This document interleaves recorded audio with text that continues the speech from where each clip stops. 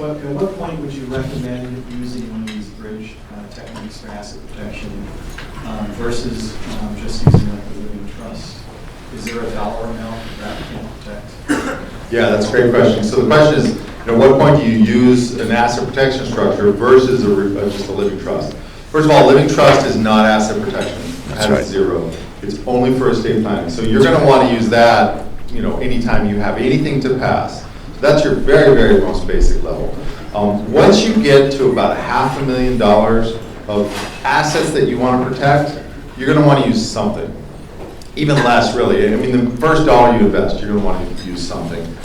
After about $1 million of investable, protectable net worth, whether it's your home equity, your real estate, et cetera, then we're looking at using the full structure, the bridge trust, with the holding company. And if you have properties and so forth, LLCs for that. So that's a great question. So even your home? Yeah, even your home. Remember, unless you live in Texas, you have an unlimited homestead exemption, or if you live in Florida. How many people live in Texas or Florida? Okay, the rest of us, very small homestead exemption. So anywhere from $7,000 to $125,000 is exempt. So if you have $500,000 of equity in your home, then that also is protected through this structure. So you would need the bridge trust to protect the home. So very important. The other thing is I didn't mention, if anybody wants to talk to me, my assistant's cell phone is on the board there, that phone number. Just text her your name and your and she will set up a call. Happy to talk to anybody individually. I really recommend that we just sit down for 30 minutes and we can talk through your individual situation. So yeah. You mentioned the ballpark of the offshore being 30, 50,000. What's like a ballpark for this ballpark? Madeline, can you get the? Yeah, I'll repeat the question. So what's the ballpark cost for this structure? It just depends on what you need. If you're looking at just the domestic side of it, 7,000 to 10,000. If you're looking at the full, with all the domestic and the bridge trust, it's about 25,000. Just to kind of go back on the data that, sorry, I forgot your name. It's Ryan. That you were presenting, and considering, and this is for kind of a little bit on the data, predominantly for Western Wealth Capital, considering that there's a cap rate compression that's coming, and that's happening and trending downwards, and there's a value add play, and income's going up, and part of the mathematical equation that you had was cap rate goes down, and obviously valuation goes up. Is there, as an investor in Western Wealth Capital, is there any opportunity for an earlier exit than what's planned in lieu of some of the things that are occurring? So sorry, that might be early, but that was just to kind of touch on the data that was presented. Okay. I'm not sure if I was totally clear on that. Well, I'll start talking, and then do you want to? Go ahead, Western Wealth guys. So. Yeah. Okay. Well, I think in terms of I can't speak to the specific exit and et cetera from your investment, but in terms of just cap rate compression, or are they going to go up? We don't see them going up by any material means. If they do go up, it's going to be by a basis point, 5 basis points. So we don't see any kind of material increase in cap rates, and probably they're apt to go down. And so we think that just overall, and just the global low interest rate environment that we're in, that you should see yields across all asset classes continue to compress. Yeah, I've never met Ryan before, but I think I might hire him to do my presentation. Presentation is like way better than mine, and I think it hits the point. The point is, if you've got inflation, there's a likelihood that interest rates are going to go up. That's what they're going to do to combat inflation, right? So, we see going forward here, there's not going to be as much inflation. In my opinion, as I've said, in all likelihood, I think we're going to see continued drops. Continued drops in the interest rates. And from our business perspective, we buy a building for $30 million. Our business plan is that within 30 months it's worth $10 million more. the comfort I get is that if we do see a slowdown in the market, and we're not building our model showing 6, 7, 8% rent growth. We're building our model showing 3.5% rent growth. So, and we've been coming out of a market. Our model stayed the same at showing 3.5% rent growth, even as we've been getting 6, 7, 8% rent growth. So what we're really trying to do is just keep growing that asset. But we know in a couple of years, if we execute the business plan, the asset's worth $10 million more. So, you're right. At that point, you may be in a different environment where you say, hey, maybe you do sell the asset. Again, I think we're going to see even a bigger potential appreciation, because ultimately there's so much money coming into real estate that I think it's going to compress the cap rates and make that same stream of income worth more money. Richard, I would just add to what you were asking about moving quicker. It's a completely opportunistic play on the side of what Western Wealth Capital is doing. If you look at some of the exits, they've been as quick as 16, 17 months. So, I think one of the nice things is it's a very dynamic, fluid thing. It's a small, Dave, you would agree with that they're a small team and they can make decisions for investors very quickly. So. Thanks. Val, you're gonna. I have a couple of questions. The first is that in addition to the parcel services and potential Amazon stuff with the Western Wealth properties, is there any move to make it easier to use smart technology to allow residents to control their locks with their smartphones and things like that? That's my first question. And the second question is there any thought to how the upcoming moves to privatize Freddie and Fannie will affect financing for these deals? So I think, how many people, first of all, are coming on the bus tour this afternoon? So pretty much everyone. So I think you'll get a good sense of exactly what we're doing at the different properties, and anything to do with the technology, putting in the Nest so that you can control your heating and your air conditioning, the locks. All of that is really, it's becoming a big part of the value add. Again, that's kind of, I would call, our next version of what we're going to go do. Most people don't think with the financing on the Freddie and Fannie, whether it's privatized or not, it's going to have much of a difference in terms of how they do their lending business. And the other thing we're seeing is that the other lenders are now coming in. Called the private lenders. They're now coming in and they're really competing on the mortgage business with Fannie and Freddie. So a lot of the loans we're now seeing, Fannie and Freddie used to have programs that they were the only ones in town that could do it. Now a lot of the other normal banks are coming in and they're just bidding for that business, because same kind of thing. They want to get their money out. In this time, they really like multifamily. They think if they're going to be lending money, it's one of the safest sectors to have the money. So they're really bullish on multifamily real estate.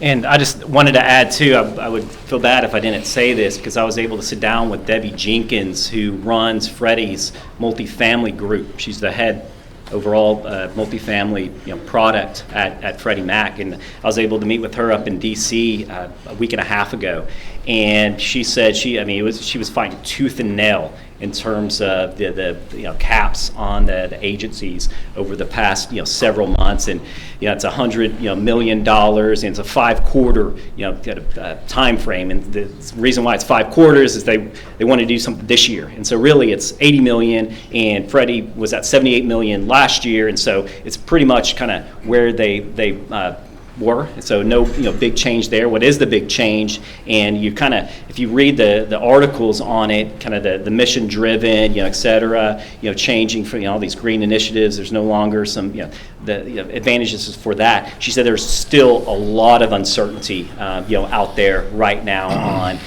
how all this mission driven is going to play out, et cetera. But as you mentioned, the debt funds are stepping in. They are, getting, aggressive, and so there's plenty of debt capital out there right now.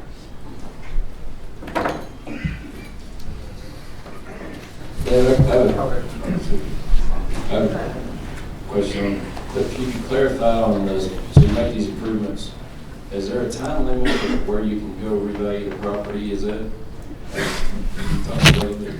Yeah, the way it's written into the loans typically is every 12 months you can go in for a refinance.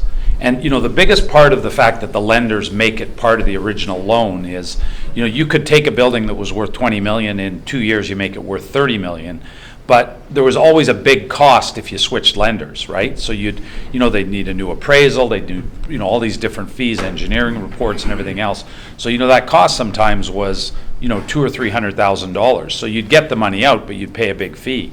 With the way they build it into the loan now, it's a $20,000 or a $25,000 fee for you to be able to get a drawdown. If you've made it worth $10 million, they give you 75%. You get your $7.5 million out for this, literally minuscule fee, and it's with the same lender. So, the fact that they've all built it into the loan, and if you think about it, it's actually really smart for the lenders, because what was happening is you'd buy a building for 20 million and make it worth 30 million. Well, the lender, the worst time, their risk to own that building was the day you bought it for 20 million. When it was suddenly worth 30 million, they wanted the loan. But now you were walking it across the street to another lender when it was all fixed up, and they were feeling bad. They were losing the business. So it was actually quite smart that they said, look, we'll just give you the whole loan today, and you just get to draw down on it as you improve the value of the building. Okay, Ryan, just for you, and I don't know whether it really applies or not, but I'm just sitting here thinking about, the interest rates going down, and if they get down to 0. So what is the incentive for the lenders if the interest rates drop down to 1% or 1.5% to actually lend money? Yeah, I mean, it's a function of, the interest rate that they can get on their loans, and then at the same time, they would be paying a, lower interest rate in terms of their cost of capital. And so as long as if there's a positive spread, as long as they could still make money by, their cost of capital short-term, lending up money at a longer-term basis on a, higher rate, then they could, there's incentive, there. And then in addition, I think the securitized markets will, come back, as well. And, they've already started to, but in a place where it's much safer, environment. And so then it's basically, are there investors that are willing to, buy those securities? And so I think that will have a play, as well. But I think it's, with interest rates coming down, as long as there's that spread, then they'll be profitable. Yeah. I have two quick questions. One is, what is the repo market? And then the second question is with the short-term interest rates shot up, and then the Fed infused a bunch of money into the markets, and that dropped them down, how does that affect real estate investing if there's the liquidity goes away?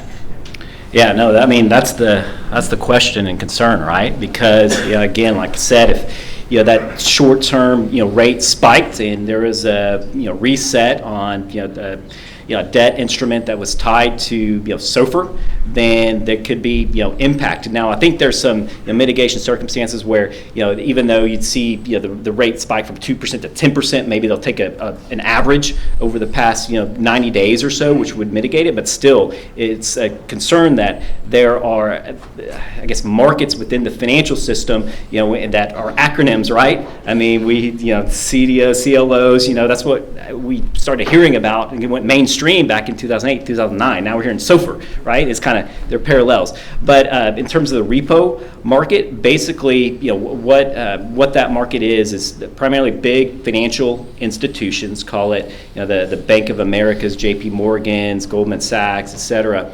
What they do is they need cash at certain points, but they have a lot of treasuries. So, I mean, the number of treasuries that have been issued has spiked considerably with the shortfall in the federal deficits, et cetera. And so there's lots of treasuries out there right now. Well, on a short-term basis, banks sometimes need cash. That is because they need, borrowers are withdrawing, et cetera. But then also what's happened recently is corporate tax payments. And so a lot of companies had to pay their taxes. And so banks they have a lot of treasuries, but what they do is they loan those treasuries out overnight and agree to repurchase them the next day, hence the term repo, repurchase agreement. And basically what happened is that there was a shortage of cash out there. And so banks went out and said, hey, we have all these treasuries that are on our balance sheet that the government's forced us to purchase, but to meet some liquidity ratios, we need cash. And so what they did is they went out, but they didn't, normally that short-term lending occurs between banks, and really it didn't. It kind of broke down. All the banks said, we need cash overnight. And so they had to go out into other lenders that are going to lend them that cash just overnight. I mean, this is 24 hours. It's not that much risk, and you get a treasury, but still you had to go out, and the lenders that were willing to lend them were 10% rate, overnight. And so, that could, in that short term, if you had a reset on a mortgage, that could affect it. But then also that might ripple effect through money markets, et cetera. And so just kind of the in terms of the global financial system, it could impact, which would ultimately impact multifamily. Yeah, be careful out there. My question is for Damien. My question is, how is the EQRP handled in inheritance situations? So for example, if you have a traditional IRA, heirs inherit it as an inherited IRA. And so what does the structure look like when someone can inherit an EQRP? Is there something called an inherited EQRP? And then how do you see the Secure Act that's in legislation now, which is saying that if you inherit an IRA and you're not a spouse or a disabled child, the heirs have to withdraw it within 10 years. So if someone did inherit an EQRP, how would the Secure Act impact this? So the first thing, if something's inherited, a retirement account, it default becomes an IRA, an inherited IRA. And then, so that's just across the board. There's no inherited EQRP. They go under 408, which is the section of the code that governs IRAs. And then in terms of the Secure Act, Ted Cruz has it frozen, so maybe nothing happens. I have no idea.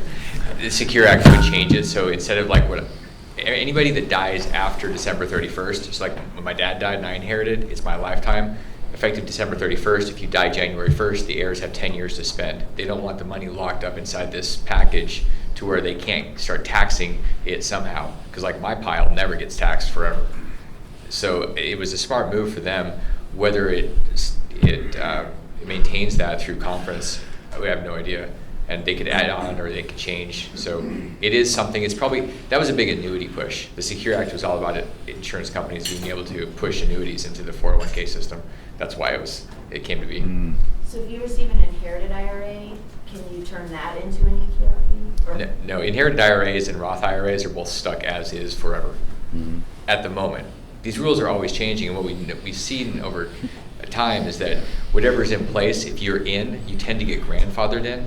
It's kind of like the Secure Act will change anybody that dies going forward, but for anybody that has one already.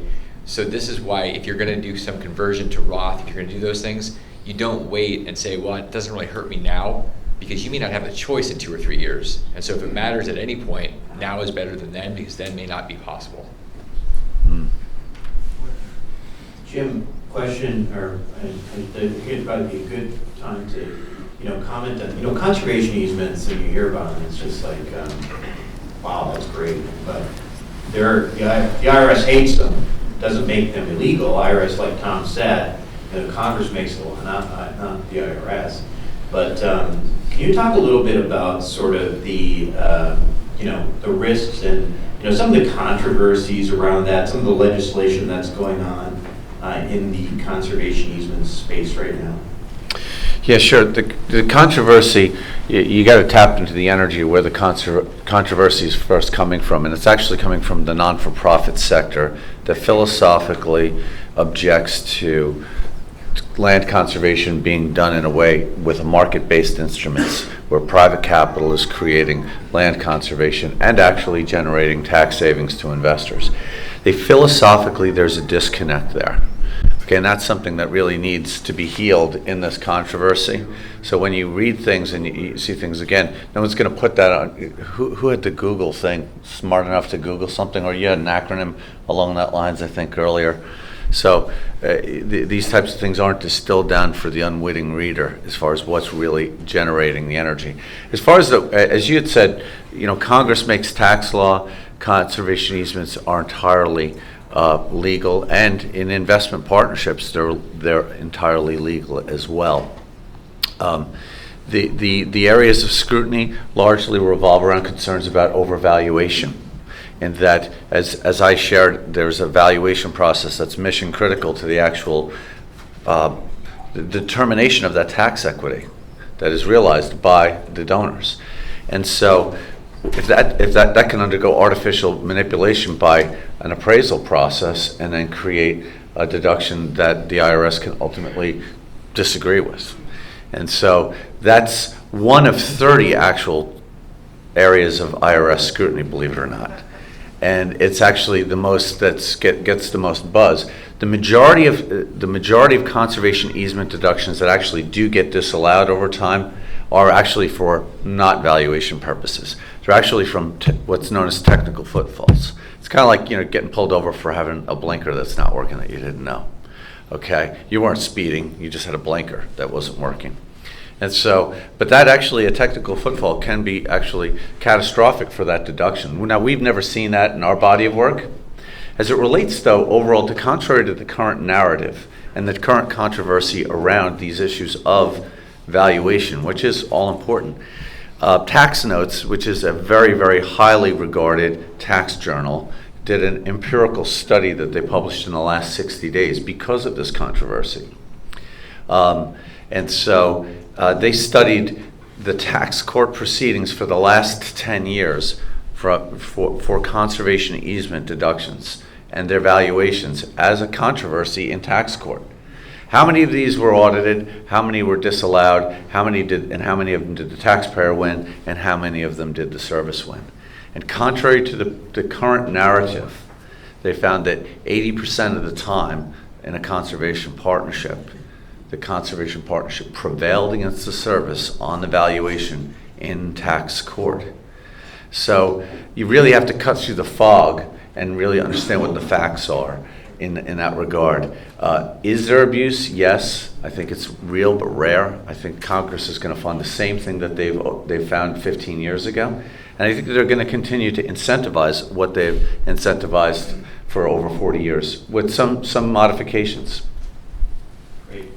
Let's take one more question, and then we'll have a little bit of time before the fun bus. That's a question for Jim. If you're holding land in a real estate holding company, can you use those tax benefits only for the holding company, or can you pass through to your personal finance? I think the question was, if you're holding land in a holding company, does the tax benefits pass through to the individual owners? Absolutely it does. It has to be in a pass-through entity, of course, that holding company. So, as my other lawyer friends here would indicate, is that actually has to be a pass-through election. An LLC can be taxed with any number of designations, and so it has to be a pass-through entity. Same treatment goes for S corporations as well as disregarded entities. If it's taxed as a corporation, that's a trick, because the corporation, an LLC, can be taxed as a C corporation, and then that C corporation is on the hook for its own taxes. And it doesn't enjoy the same type of tax preference. Okay, so if you have an asset in a holding company, it has to be properly elected for that to pass through to you. You're welcome. I want to thank all of our speakers.